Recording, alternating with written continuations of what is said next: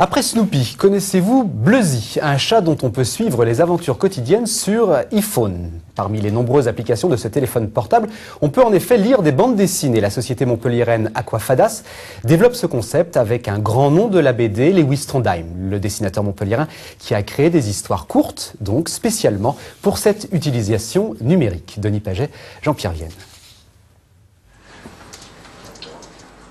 Bluzzy est le héros de cette aventure visible sur téléphone portable et Internet. De l'humour au quotidien que l'on doit au dessinateur Lewis Trondheim. C'est des gags et à chaque fois ça se termine et après il y a la suite.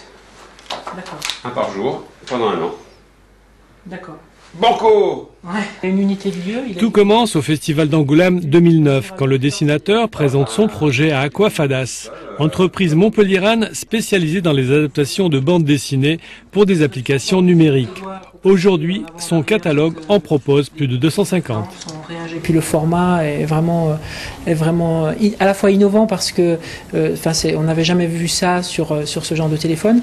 Et puis ça renoue quand même avec le c'est quand même du strip, donc c'est des choses qu'on connaît. Là, ce qui est fabuleux, c'est que c'est une histoire qui se développe sur un an. Et chaque jour, il y a un petit gag. Donc on devient vite accro, en fait. Le matin, en se réveillant, on va voir ce qu'a fait Bluzzy aujourd'hui. Bluzzy demande beaucoup de travail à Lewis. Il abandonne provisoirement ses autres personnages, dont le célèbre Lapino. Il crée chaque jour un strip ou histoire courte pour alimenter durant un an les accros du petit chat. Le dessin sera colorisé, ensuite le texte sera traduit en 19 langues.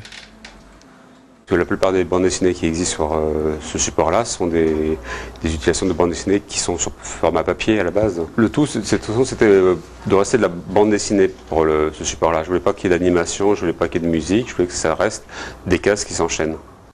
Seule la version électronique est disponible, mais il se peut que Lewis Trondheim envisage dans un proche avenir de sortir Bluzzy en format papier.